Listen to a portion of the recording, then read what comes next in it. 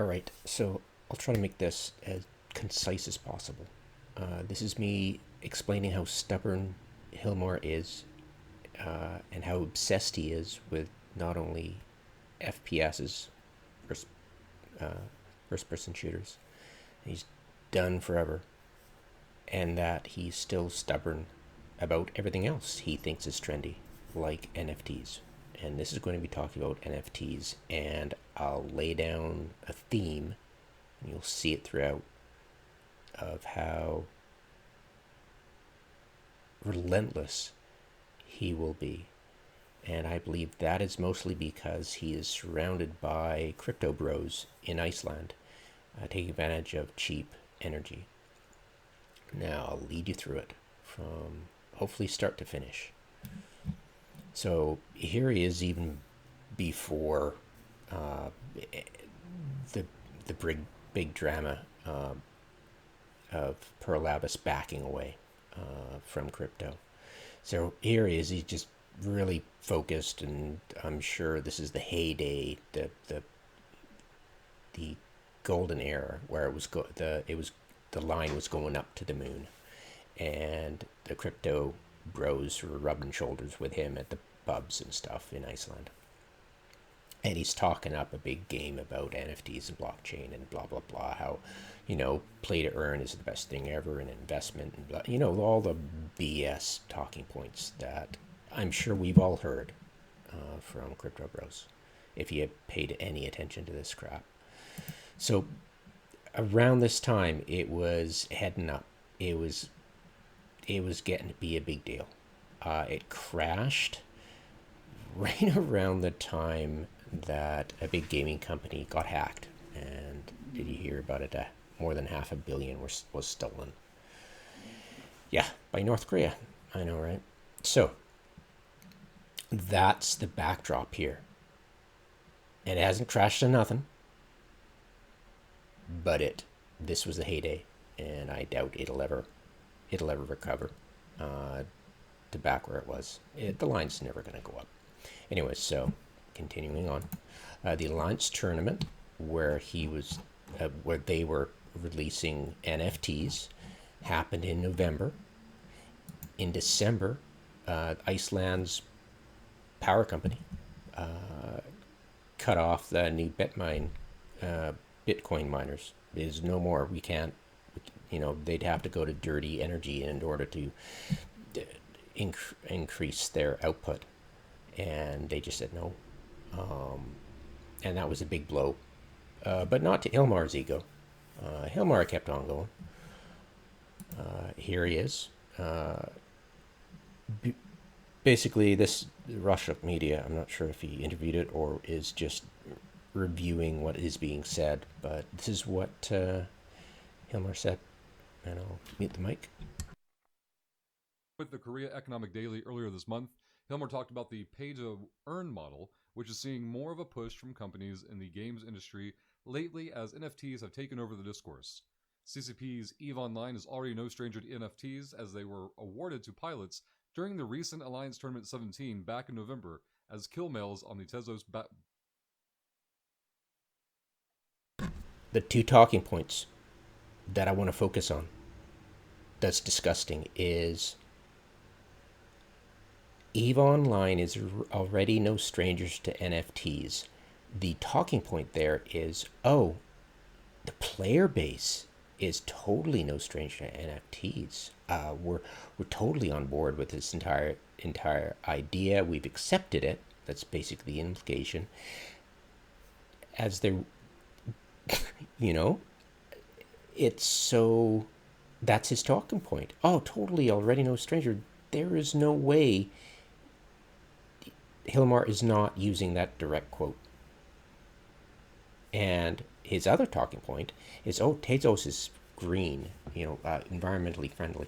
Do you know why a cryptocurrency is environmentally friendly? It's because it's not as relatively big as Bitcoin's footprint is in the energy consumption. And Iceland can max out at 120 million units of energy. the U.S. is consuming 3 to 4 giga. Yeah. So Iceland is small potatoes, but it's cheap, it's renewable, and yeah, there's a lot of crypto bros rubbing Hilmar's shoulders. That's for sure. Drunk shoulders. So yeah, that was in December, right? So he's chugging along even when probably he had the interviews right around the week of this power company turning off the spigot. So yeah, he's going full throttle, and you'd think he'd stop and pause. Oh God, no. Not a whit. They had this plan, and I can guarantee you, dollars to donut. I'll bet dollars to donuts that these guys, and I don't, they're not going to confess, but I'll bet you Pearl Abbas was getting sold on the idea of increased profits at CCP headquarters, churning out NFTs and cryptocurrency, and they were going to have this entire plan of the fan fest was always all going to be about NFTs, just like freaking the Monaco Gate. But yeah, that was their plan. But in March, hackers at the end of March, hackers compromised Axie Infinity and stole all their crypto. And that was big, terrifying news because this was a Vietnamese company. Pearl Abbas is, I believe, South Korean. North Koreans stole that. It panicked the crap out of Pearl Abbas. Pearl Abbas backed away completely from MFT and crypto. And this is a little clip I actually heard in the last 2 hours, and I'll play you I think it's about 2 minutes long, and I'll pause. I'll mute the mic and let you listen to this. Adam Conover I find him painful to listen to, but there are some useful information if you clip out 2 minutes out of an hour long session. So here we go. I mean, that's the sad part, because we love these stories about like the overnight wealth. But one of the things I did for the book was one of the earliest crypto manias was in the Philippines. And the whole country went wild for this crypto game called Axie Infinity. I heard about this. Yeah, they were treating it like basically it was a form of an NFT, but the NFTs were little monsters that you could play this Pokemon-ish game with. And people were playing it like it was their job. Like whole families were just sitting around playing Axie on their phone and earning these things called smooth love potions. God damn it. Yeah, the price was good it was good while it was gaining followers. It got up to like more than 1 million people in the Philippines, but then of course it all crashed. And so I went out there, I spoke with people who had, got into serious debt to buy their crypto monsters to play this game. And now this was like a real setback in their life. Like I spoke with one couple, they were talking about leaving their children with their in-laws and moving to Dubai so they could work their way out of the losses that they took on this game. Yeah. And this is like one of the most insane parts of it. So the crypto guys, they loved Axie. They talked this up. They were like, Axie Infinity is the future. I remember seeing of gaming. articles about this. Like a friend of mine who is a big crypto booster sent me an article saying, "Oh, Axie Infinity is the fastest growing game in history, and it's so great. And in fact, it's really popular in the Philippines, and people in the Philippines are making real money off of it, and it's so good for everybody." And then 6 months later, it was done. Yes, and just like rubbing salt in the wound, Axie got hacked. A lot of the money that they had made got stolen, and the U.S. government has determined the hackers were the North Koreans. Wow. And they made off with $600 million, and it's funding nuclear weapons development for Kim. Yeah. So that happened. Pearl Labs shat their pants, collective pants, and probably told Hilmar to F off, stop talking NFTs to them. And they panicked and scrambled for an answer. And I want to be very clear, very, very clear. 23rd March 2022, hackers compromised their own network. All right. A month later, and we're talking, this is still, when we talk CCP, we need to talk quarterly investor reports. Them going to Pearl Labs with cap in hand and bragging about how much they're going to make per Labs, how much profit they're going to make. And they were counting on NFTs, and they were pushing it hard. Okay? Otherwise, why would Hilmar say, oh, no NFTs in Eve? I'll get to that. So a month later, they were like, oh, crap, April's coming up. We've got our quarterly report, or second quarter, or our first quarter promise to the second quarter increase. And we can't talk NFTs. It'll just turn off Pearl Labs. Let's just go with what RuneScape just did. They increased their subscription prices. Let's do a RuneScape and increase our Omega prices, not by the 25% they did, by 33%, because we are the best. We can totally do this because we're way better than RuneScape. So that's what they did. And the cherry on the freaking top, absolute cherry on the top, is the cockroach. This guy going to say no NFTs in Eve, and just listen to what he says after the cheering stops, and it's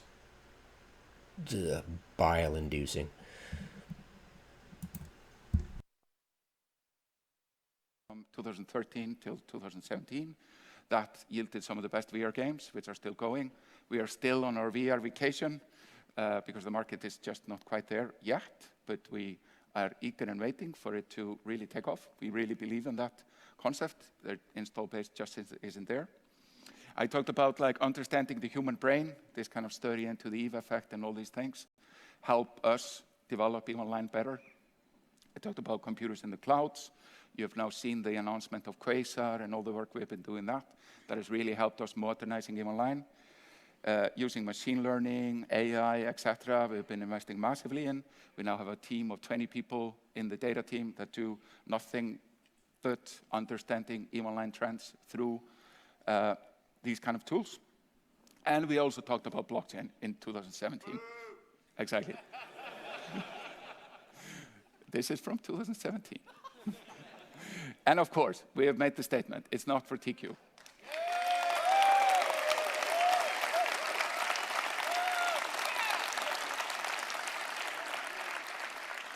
We hear you loud and clear. Nobody needs this in their EVE life right now, and it's all good. But we will have a small team that is going to explore this, because a lot of what these Web3 kids are on about is about governance, autonomy, living forever, etc. And we are curious about, is there something here to learn that we can enhance our craft in the decades to come? Because to make EVE Online go on forever, you have to test out things, and you have to adopt new things. But, as I said, not for TQ. This is the plan, EVE Online forever, and it's great to be back with you here to celebrate that. Thank you. Yeah. And then they come out at this FanFest saying, oh, we're doing Quasar and Carbon, and that's our two pillars. But NFTs are going to come to the game, but they're third party and they're not us. So our promise still stands: no NFTs in Eve by us. Yeah, next Axie Infinity. What is this idiot thinking? Like, what is going to be the smooth love potion in Eve, right? Just no, like he doesn't learn from history. Like he doesn't learn, oh, maybe I shouldn't push for another Dust 514. Maybe I shouldn't be obsessed with trendy IPs. Maybe I should stop being a CTO that I originally got hired as at CCP and become the CEO, or step down. Find somebody who's good at being a CEO and put them in charge, and not have salespeople pretty much run CCP, which will never happen because, they just completely fails to learn from history. And yeah. But yeah, it's obvious what's going down. I just wanna say it out loud because I don't think it'll kill Eve, but yeah, could you imagine CCP Hilmar being so arrogant to think that, oh, Axie Infinity were weak and they got hacked, but we're Iceland people, will never get hacked, and have them get hacked? Can you imagine? Just, it would just be, yeah, it would, if Eve crashes because of that, and yeah, and server shut down, then yeah, we'll just find another game. I mean, Starfield's fun, but it's one, I don't think it's multiplayer. I don't even think of going into Star Citizen. That's vaporware from the get-go. Yeah. But there are some cool games out there that I get into and play. I'm not playing EVE Online much these days.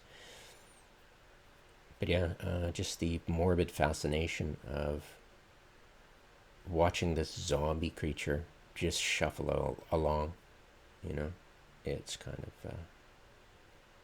of upsetting.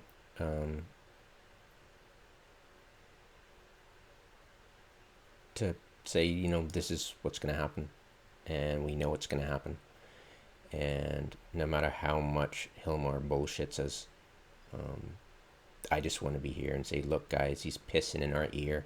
It's not rain, it's just urine, and it's stale at that. And yeah, don't get too invested in EVE Online, especially if this BS goes through. I mean, just, yeah. Anyways, have yourself a good one. If you really want to, if you haven't yet, watch The Line Goes Up. The Line Goes Up. All right, I'll mute the mic for a bit. This guy. I mean, it takes a bit to understand what this guy's saying. You might have to actually watch it once, twice, maybe even 3 times. I'm sure me watching it, I'm gonna watch it again right now, because you'll learn it. Your understanding grows with each retelling, and it's pretty interesting. So yeah, definitely check it out if you haven't. It explains a hell of a lot about NFTs and crypto, and it just, yeah, insiders tell all. Yeah, I wonder where right before he got arrested, all the money went, and some people made a lot of money, and they probably will never get caught. But yeah, a bunch of bunk. anyways, watch it. It's cool.